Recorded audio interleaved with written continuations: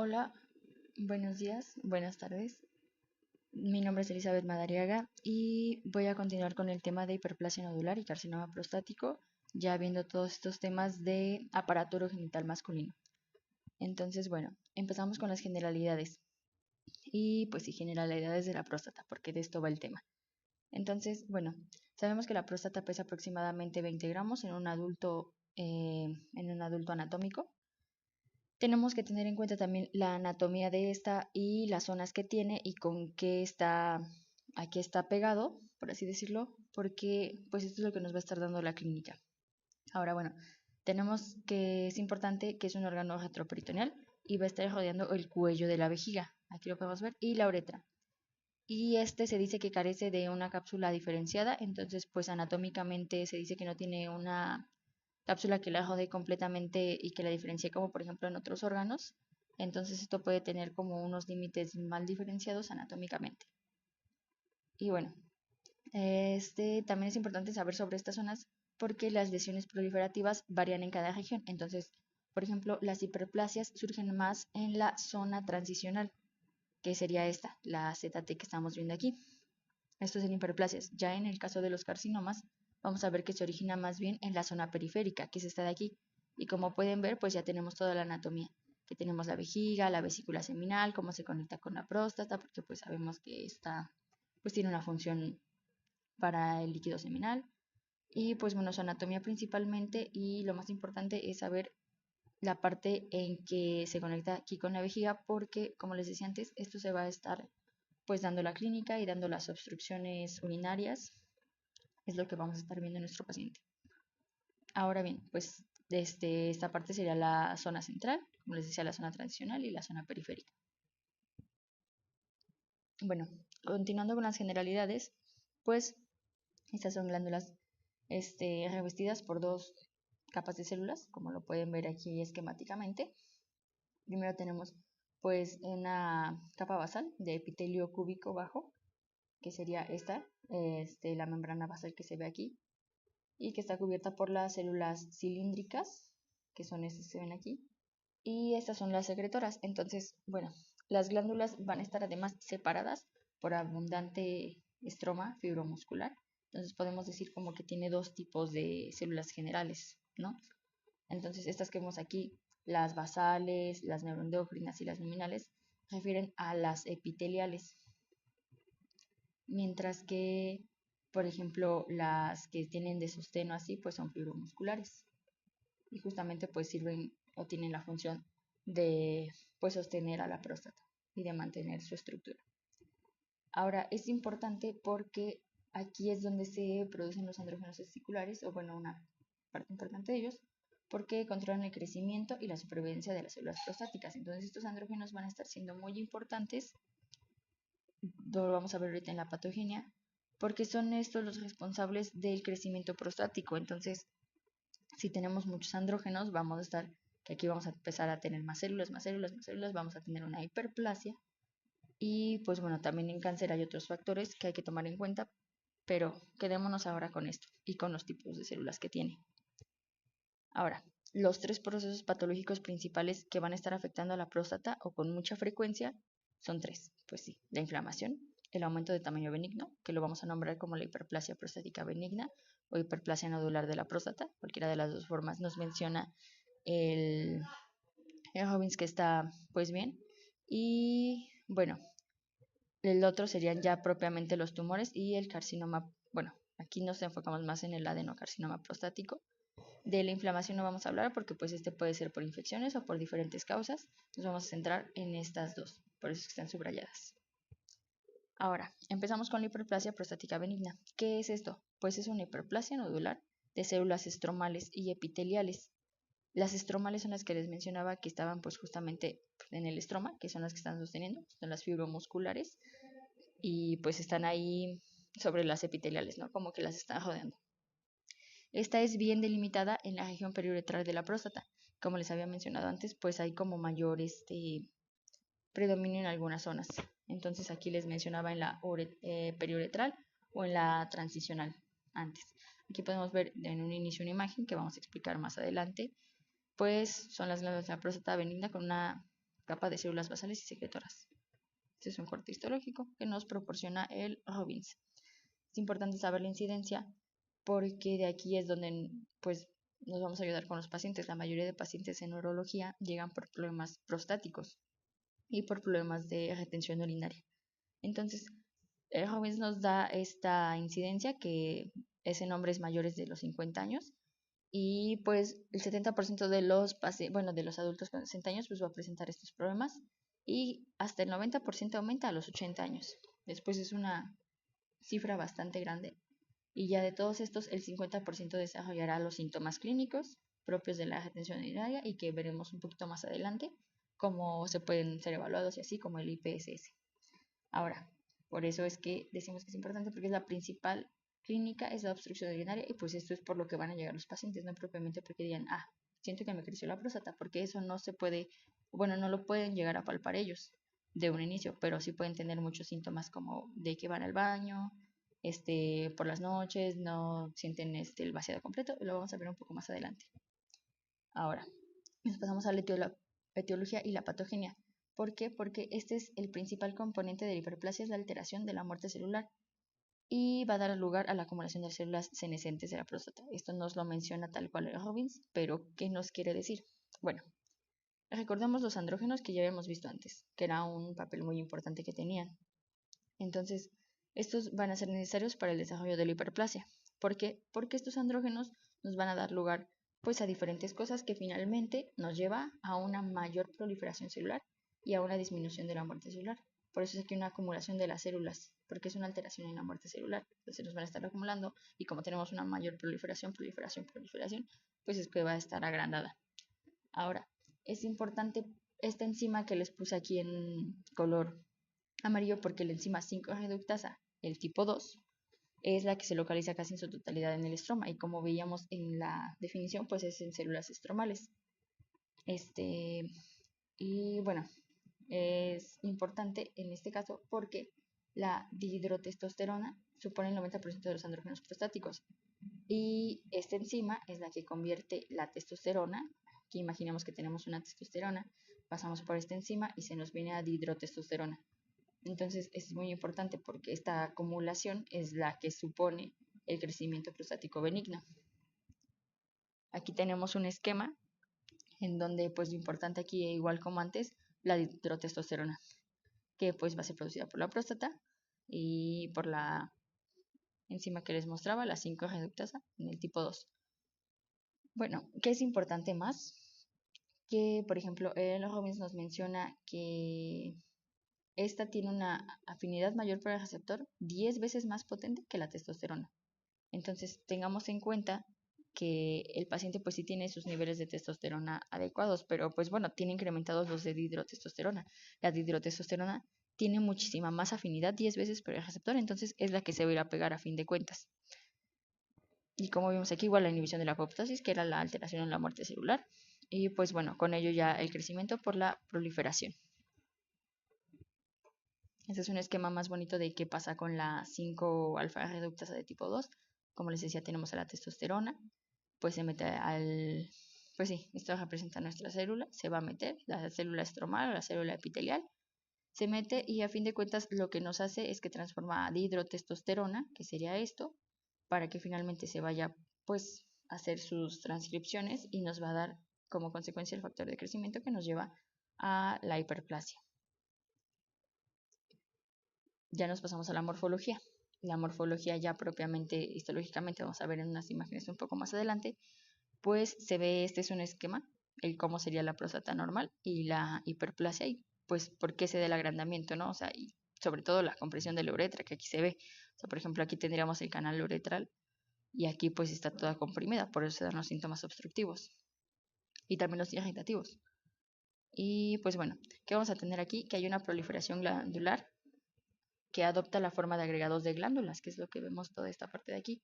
Y también hay grandes dilataciones quísticas. Eso quiere decir que pues, nos va a estar ocupando más espacio, va a estar más hiperplástica y pues va a estar agrandada. También nos mencionaba Robbins que están recubiertas por dos capas celulares, una cilíndrica interna y una externa de epitelio cúbico aplanado. Aquí podemos ver más fotografías de Robbins, en donde nos muestra pues tal cual el corte macro de la hiperplasia de la próstata y pues los nódulos bien definidos que esta tiene, porque dijimos que era una característica de la hiperplasia prostática benigna, que estuviera bien delimitada, ¿no? Entonces vamos a ver esto que se ve aquí, sería la uretra. Entonces vean cómo está de comprimida la uretra. Aquí lo menciona, por ejemplo, en forma de hendidura, que debería de estar así, completamente abierto el canal para el paso de la orina, pero aquí vean qué tan agrandada está, qué tanto va a comprimir toda la parte de la uretra, pues va a generar estos síntomas. Aquí ya la imagen microscópica, en donde están los nódulos de las glándulas hiperplásticas y como ven, están igual a ambos lados. Igual, el espacio para la uretra se quedó en forma de hendidura. Y la última, pues ya es un zoom para poder ver las células mejores. Y como pueden ver, hay una gran población, o bueno, ya se ve muchísimo aumentada la población de las células cilíndricas internas y las basales aplanadas. Aquí lo vemos, porque más adelante vamos a ver este. Dijimos que era, bueno, que los andrógenos le pegaban a los dos, ¿no? A las epiteliales y a las estromales. Entonces,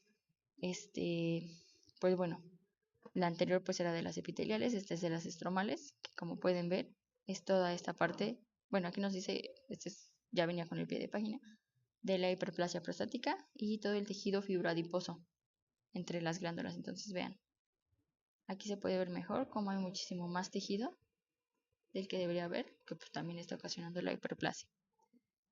Ya finalmente, pues, ¿qué pretendemos con esto? Pretendemos identificar lo que es la hiperplasia, identificar a tiempo sus características, por eso les decía que como definición, pues que está bien delimitada, porque pues cuando los pacientes van a hacerles la biopsia transrectal, pues esto es lo que se busca.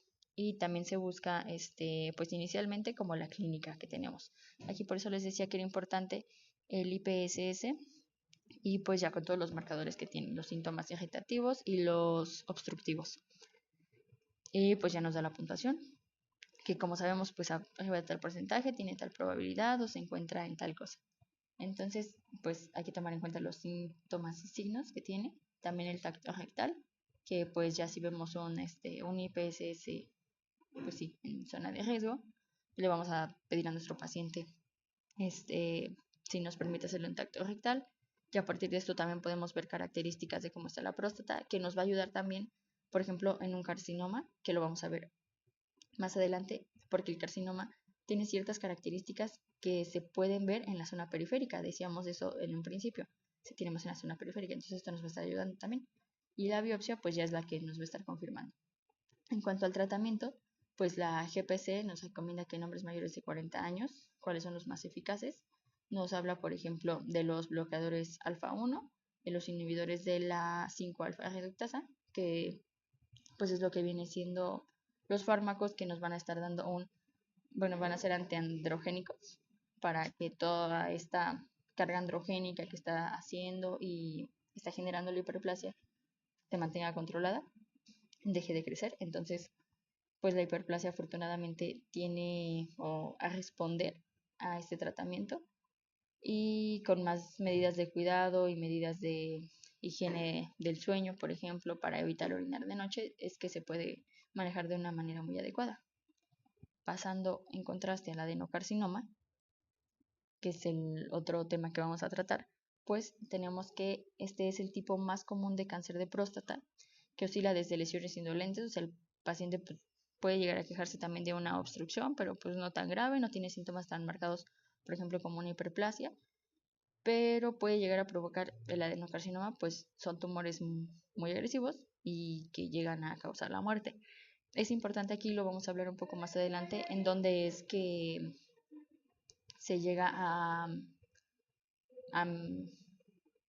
hacer metástasis, porque pues es muy grave y es cuando ya empieza todo esto de pues mayores problemas, porque su metástasis es a hueso.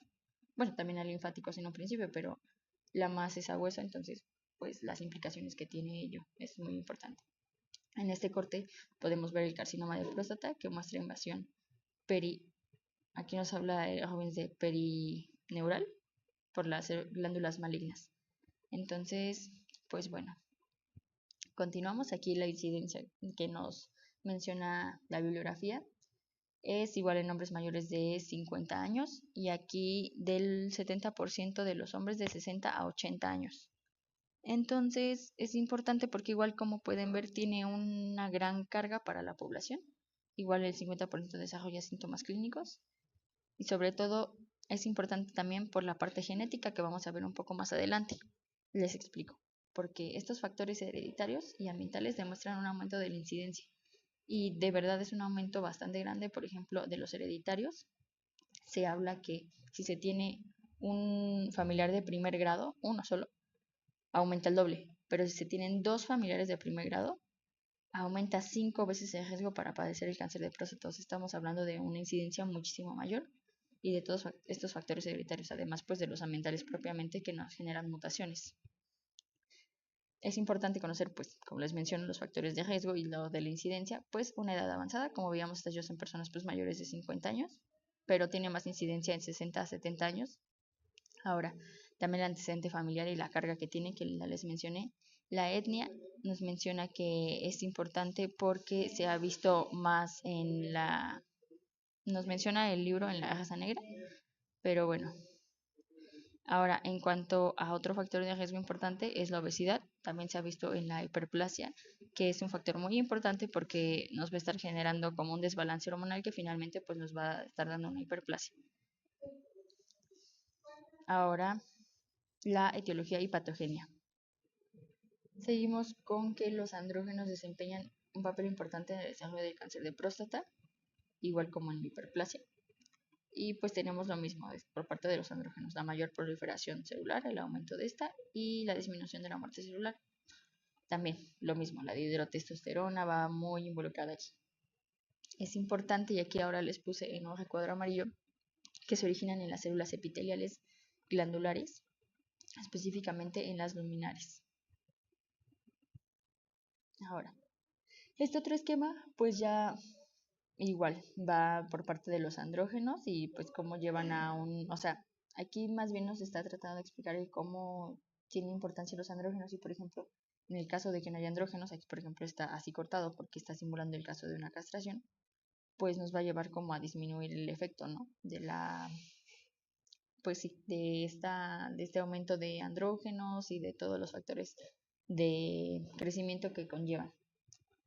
Ahora se comprueba este efecto justamente el efecto terapéutico de la castración o del tratamiento con antiandrogénicos. Por eso es que les puse esta imagen para que sí quede así claro.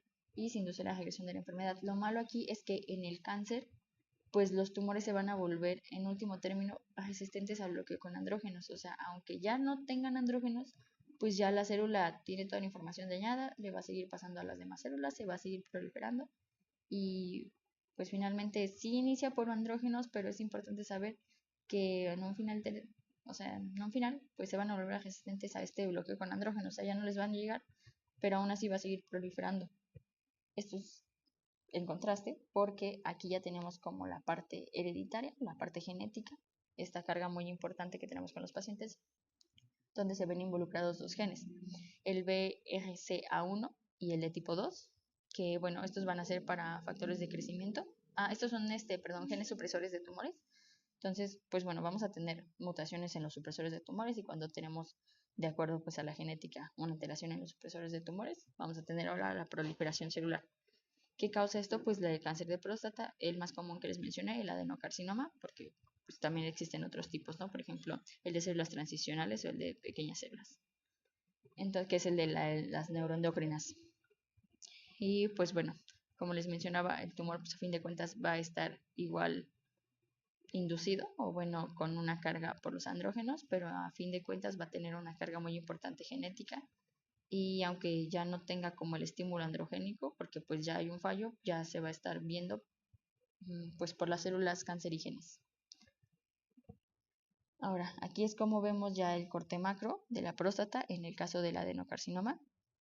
Este surge más en la zona periférica, como lo habíamos visto en las generalidades, y clásicamente en la zona, en la localización posterior, en la zona posterior. Y aquí, afortunadamente, es una zona que se puede palpar mediante el tacto rectal. Entonces, ¿qué vamos a ver en nuestro tacto rectal? Si nuestro paciente no nos refiere, por ejemplo, a algunos síntomas urinarios, pero nos dice que su papá tuvo cáncer de próstata y que falleció de eso. Bueno, entonces ya no me voy a ir tanto a buscar una hiperplasia prostática, me voy a ir más a buscar un cáncer, porque pues la carga genética aumenta mucho la incidencia y espero encontrar el tejido neoplástico se va a sentir arenoso, nos menciona Robbins, y firme. Puede ser difícil, nos dice que cuando está inmerso en la sustancia prostática. Entonces, por ejemplo, en la consulta de urología, lo que se hace es que si se palpa y se trata de palpar como la mayor área posible, y pues ya con mucha práctica los urólogos determinan la consistencia de la próstata, ¿no? Entonces sí determinan además, pues por ejemplo, lo que puede ser el tamaño, el peso, pero ya es muchísimo más especializado y con la práctica que se lleva. Pues aquí es el adenocarcinoma de la próstata. Nos dice que se puede ver el tejido carcinomatoso en la cara posterior y que se observen también los sólidos más blancos del cáncer y que se ve, bueno, da una consistencia esponjosa. Ahora, más morfología y de histología, cómo se ven los cortes. Aquí está, es igual otra fotografía del Robbins, en donde nos dice que el adenocarcinoma pues muestra, esa es la imagen A, que se muestran pequeñas glándulas con mucha densidad celular. Esto nos dice que entre las glándulas benignas de mayor tamaño, que sería así. Y ya en esta imagen que es la B, nos habla de un aumento de, bueno, donde se reconocen las glándulas pequeñas malignas con núcleos aumentados. Esto es importante porque, como sabemos, en la mayoría de cánceres, pues lo que nos va a tener alterado son justamente los núcleos o cómo se ve la forma celular, porque, por ejemplo, en la hiperplasia pues son muchas, pero en el cáncer, además de que pues son muchas, las células están todas deformes, todas con los núcleos bien agrandados o con varios núcleos o muy deformes, y bueno, justo aquí, núcleos agrandados a menudo contienen uno o más núcleos prominentes, ¿no? Las glándulas están más apiladas y carecen de ramificaciones en los pliegues papilares intertríbices. Esto nos lo menciona el Robbins. Y también en cuanto a las células basales, que veíamos antes lo que estaba como rodeando ahí en nuestro dibujito, pues bueno, nos dice que la capa externa de las células basales, típica de las glándulas benignas, está ausente. Ahora, es importante estadificar el cáncer porque aquí, bueno, en el Gleason tenemos diferentes células. Entonces, pues de manera sencilla, lo que nos quiere decir la estadificación es en qué se encuentra, qué tanto de avanzado está el cáncer para poder darle un tratamiento, porque el tratamiento para cáncer de próstata se lleva a cabo en cuanto a la estadificación, si es, aquí nos habla por ejemplo grado 1, grado 2 y pues el riesgo que se llega a tener. Ahora, lo que el Gleason nos va a decir es que sumemos dos números. Por ejemplo, el 1 es que tenemos las células pues uniformes, normales, bien diferenciadas, y conforme va avanzando el grado, quiere decir que están pobremente diferenciadas, que están muy irregulares, que tienen organelos pues ahí muy deformes, por ejemplo los núcleos que decíamos. Entonces, lo que vamos a estar viendo aquí es el cómo se va diferenciando una forma maligna y los vamos a sumar. Entonces, por ejemplo, en el grado 1, que es como pues lo más bajo, tenemos que es 3 de 3. Vamos a estar sumando 2 porque es la población celular que mayor encontremos. Se pone primero, o sea, por ejemplo, en este, no es lo mismo 3 más 4 que 4 más 3, que suena muy raro en nuestro español normal, porque decimos es lo mismo. Bueno, en el Gleason no, porque en el Gleason el primer número nos dice la población más predominante encontrada y el segundo número pues es la población más, bueno, la que le seguiría. Por eso no es lo mismo encontrar un 4 con más predominio que encontrar un 3. Y por eso es que varían los grados. Esto es lo que nos dice Gleason para estadificar. Ya aquí nos dice que dependiendo del grado, bueno, del grupo que se encuentra en Gleason, tiene un grupo de riesgo y es lo que les decía importante para el tratamiento. Por ejemplo, un Gleason 1 tiene un bajo y conforme va aumentando, pues tiene un riesgo muy alto. Y de acuerdo a este riesgo, nos vamos a nuestro tratamiento, que en un momento pues les hablaré un poco de él. La morfología, ya de acuerdo, ya habíamos visto antes morfología, pero esta es morfología de acuerdo al Gleason y de acuerdo al Robbins que nos presenta las imágenes. Esta morfología, por ejemplo, nos dice que es un Gleason 1 más 1 igual a 2, entonces hay células malignas adosadas, espalda contra espalda. La verdad es que esto es muy, no, para nosotros podría ser muy difícil de ver, pero bueno, por eso nos ayudamos de Gleason y nos ayudamos de, pues sí, de demás cortes para poder compararlos, para poder verlos y pues de demás tinciones. Igual, más aumento, ¿no? Nos dice que están adosadas espalda contra espalda de tamaño uniforme y las glándulas contienen cristaloides prostáticos intraluminales. Entonces esto nos quiere decir que es un bajo grado. Y pues sí, porque es 1 más 1 es 2. Ahora, este es como el siguiente, que ya sería el 6, que es glándulas de tamaño variable y más ampliamente dispersas. Y como vemos, sí tiene un gran cambio de esta, que se ve como más bonita, acomodada. La morfología de la próstata está bien, tiene las glándulas bien acomodadas. Ya se empieza a ver deformes, ya se empieza a ver más celularidad. Y pues bueno, aquí dice que las glándulas de tamaño variable, lo cual pues es indicativo de que algo está pasando mal, no tendrían por qué estar variando tanto en su tamaño y que están más ampliamente dispersas de un adenocarcinoma. Entonces, por eso recibe Gleason de 6.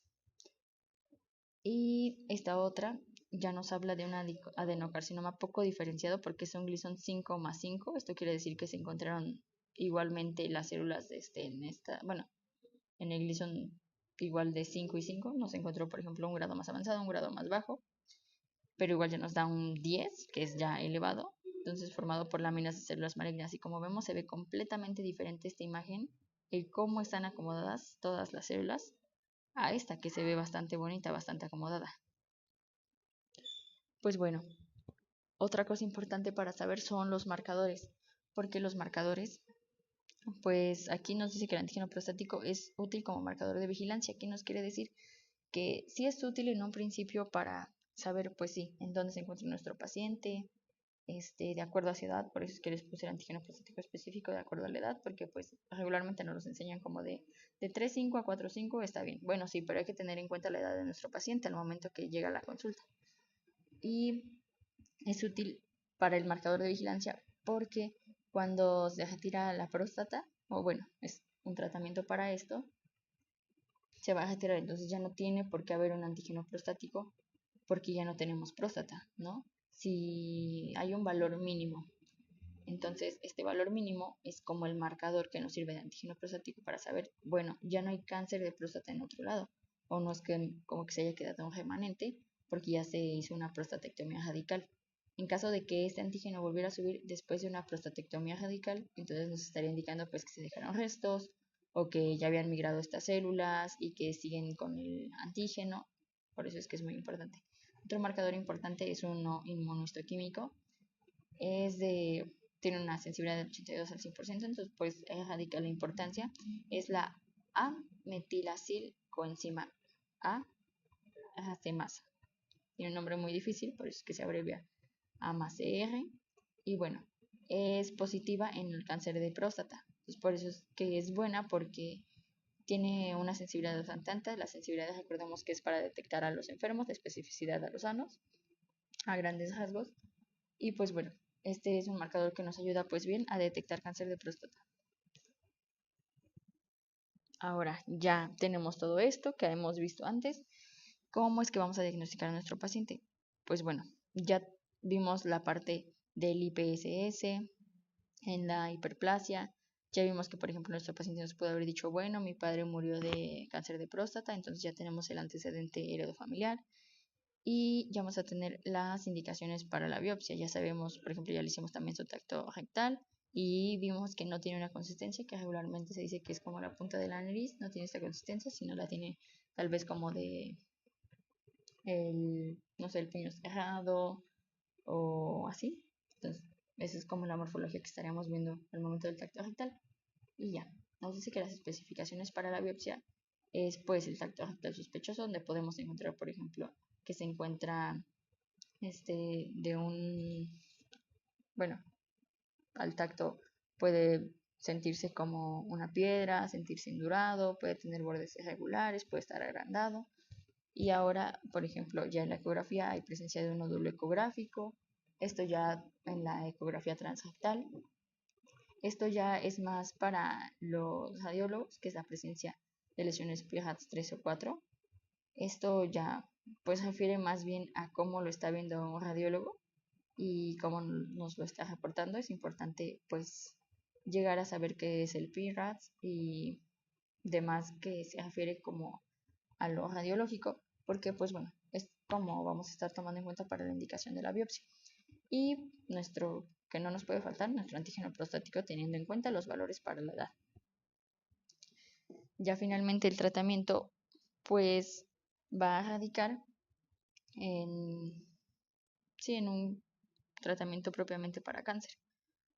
Y bueno, para estadificarlo igual se utiliza el TNM como en los demás cánceres.